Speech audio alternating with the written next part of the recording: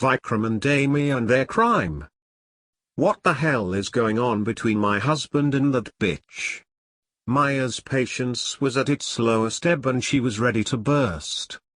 Sanjay knew that she was serious. Look, Maya. There is nothing going on between the two of them. Just a little bit of healthy flirting, I'd say. Flirting? Healthy flirting? Really, Sanjay? She rolled her eyes in disgust. That's what you men call it? There is nothing healthy about flirting, Sanjay, not for a married man. Healthy flirting is a term introduced by perverted men who want to lend legitimacy to their extramarital dalliances. Flirting invariably has a sexual connotation to it. She got up from her seat and walked around the room gesticulating and muttering something to herself. Suddenly she stopped, turned back, looked at Sanjay and asked, "Did my husband sleep with her? You are his friend. Did he ever tell you anything about it?" "No. He did not," Sanjay replied. He knew this situation was slowly getting out of hand. What he said to Maya was only partly true. Both Vikram and Amy were actually getting closer to what Maya had believed. He himself was not sure if these two had reached that stage of being bed partners. He had seen the growing intimacy between them. It was more than a couple of months now after Amy had applied for the job of an assistant to Vikram in his office. He was right in the middle of the second draft of his lover's dilemma. This was his most ambitious book. Random House had paid him a princely sum as advance against royalties. Vikram needed a copy editor in the writing business to assist him in the sorting of his ideas. He was getting bogged down in the details of his characters. He wanted a woman to take over the dictation and typing as well. He remembered their first meeting in the office. Both he and Vikram were startled to interview their first applicant. "Good evening. I am Amy. I called you this morning," she had said as she tiptoed in with that quiet confidence that day. The sexy roll of her hips was not lost on them. Sanjay had seen that look of sudden interest and desire in Vikram's eyes as he extended his hand to shake hers. And he was not really surprised though. He too was besotted with Amy's initial appearance. She had a tall graceful poise and that intense keen look as she continued to enter into the room to take her seat in that overstuffed leather chair that Vikram had cleverly placed in front of his oak table. People generally used to uncoil themselves with ease on this chair when they came to discuss business with him. And Vikram Suri was no small writer. Two of his last books were bestsellers in two noted bestsellers lists last year. He was tops and it showed in his behavior. Sanjay was rudely interrupted in his thoughts when he heard Maya say, "I guess this is the end for Vikram and me," as she picked up her purse and had one final look at her watch. They were seated in the V.I.P.'s lounge of the Delhi airport. Vikram was late once again to see her off at the airport. It was time for the security check for her flight to Chennai. She was the only daughter of none other than Kota Chinnasatyam of the Chinnasatyam family in South India. They were number one in the confectionery business in India for decades. And she was not going to take kindly to her husband's misadventures with any woman for sure. "Listen, Sanjay," she whispered. "Keep me informed about what is going on. I'll kill that bitch if she is really sleeping with my husband. I should be back in Delhi in a week." "Look, Maya. I think you are getting carried away with this jealousy." "I hope you are right," Maya replied and hurried away. Sanjay was worried by Maya's outburst. He watched her till the time she had vanished inside for the security check. He decided to sit a while in the visitors' lounge and see if Vikram arrived to see his wife off. Where was he? He was not even answering his cell phone, as he heard the announcer saying, "Jet Airways announces the departure of its flight 9-836 to Chennai." He did not pay much attention to a man who came and sat next to him. "Must be pretty hard on you," he heard the man say to him. Sanjay looked at this horrible man. He wore tight black trousers and a tight black shirt tucked neatly inside. A strong bushy moustache occupied most of his pockmarked face. "Listen. I am Cruz. They call me the Fixer," the man said, extending his hand for a shake. One look at him convinced Sanjay that this man was poison. He pretended confidence when he said, "Who are you? What do you want?" "Relax. I know all about your friend Vikram and this girl Amy. You are trying to save his marriage, aren't you? I can help you." By now Sanjay was getting really riled up. "Who do you think you are?" he said. He was actually frightened by this man. He seemed to be sure and slippery as a rattlesnake. "You have nothing to worry about. I am a private detective. You see, your friend Vikram and Amy are now at—" "What do you want, you punk?" Sanjay demanded. The man gave him a smile that sent a chill up his spine. Sanjay was sure it was blackmail now. "How much, you rascal?" he said. The man got up with a smile. He removed a card from his wallet and handed it to Sanjay. "Call me on this number. The address is mentioned." With a wave of his hand, he walked towards the exit gate on the right. Later that night as he lay in his bed, Sanjay was really rattled. He and Vikram were buddies since years. There was still no sign of him. He was not picking his calls. In a flourish Sanjay tried Amy's number only to find there was no answer there as well. And then he tried recollecting the man at the airport. He was disgusting. It was clear he knew something about Vikram and Amy. Something he could sell for money, he was sure. It was long past midnight when he drifted off to sleep. "Darling, don't turn off the light. You gorgeous woman, come to bed. Let me feel you closer." They were both settled for the night here in this hotel room far away from Delhi.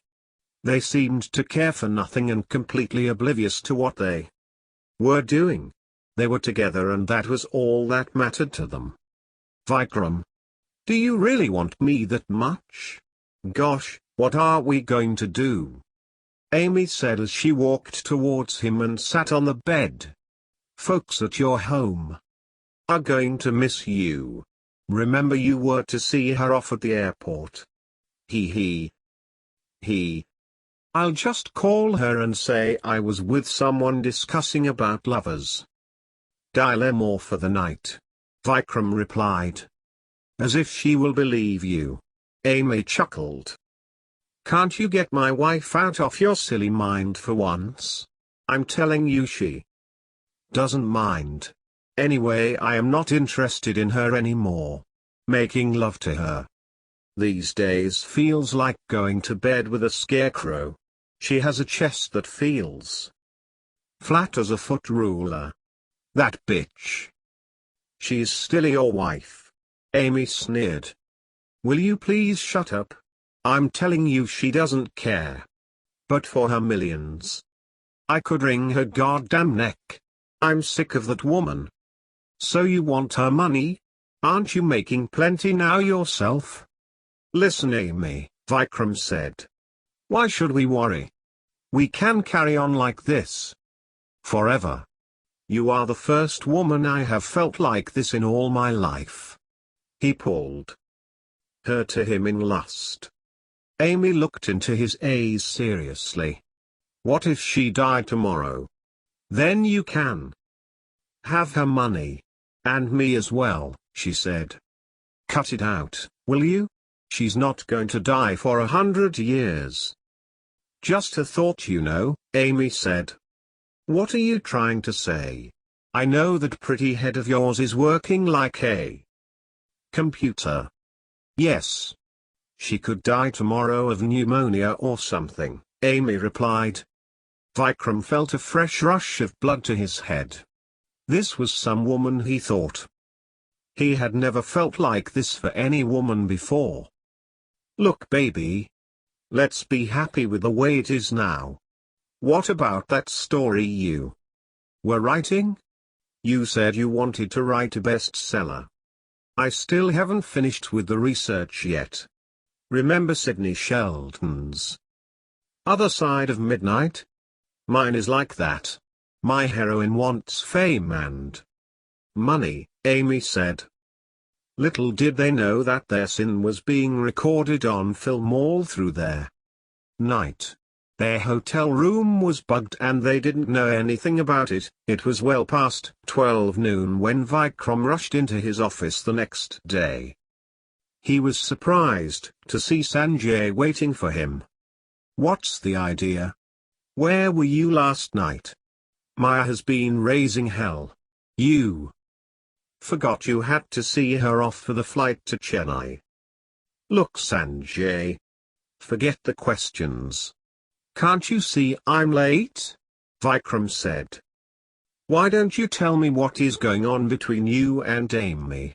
I am your friend. There is nothing between us. Okay. We both were out for the night discussing about the book. You better come clean about it. There was a man at the airport who said he knew all about you and Amy. What? Who is he? Vikram demanded. He said he was a private dick. He looked real dangerous. A private detective? What did he want? Vikram said, looking alarmed. He asked me to see him in his office. He said he knew all about you and Amy. My goodness, Sanjay. This could be blackmail.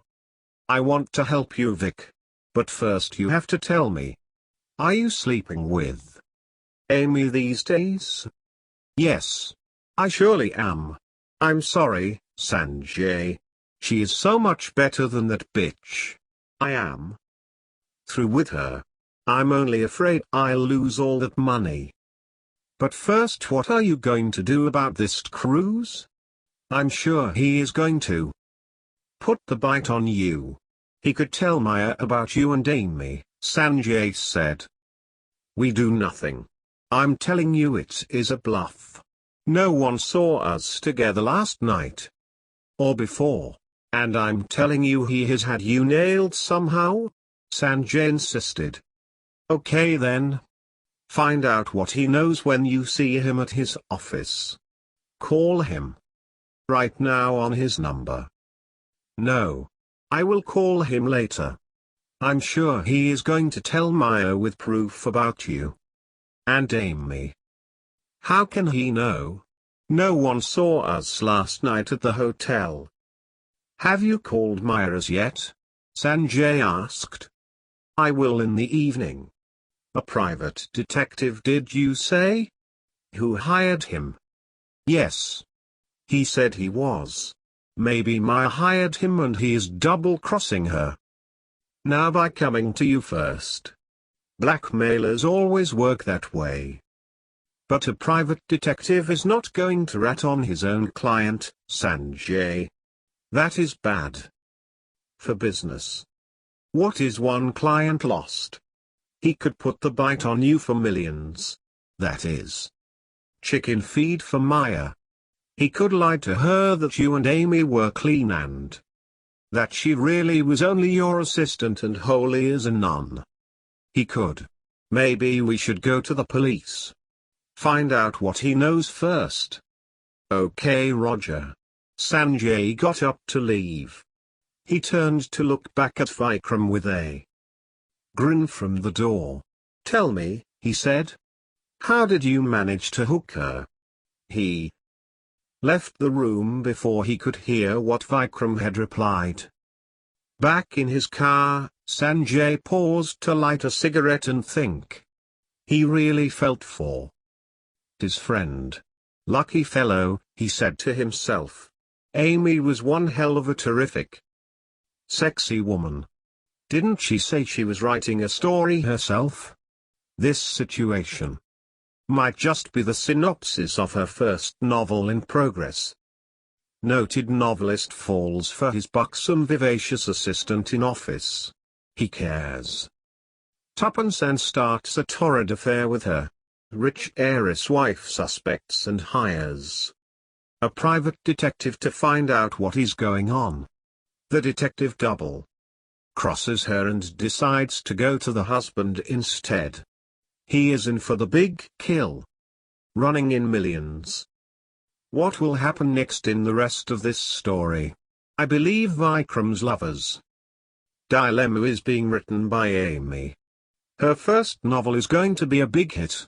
In fact, this will be the biggest bestseller she will write, Sanjay muttered to himself.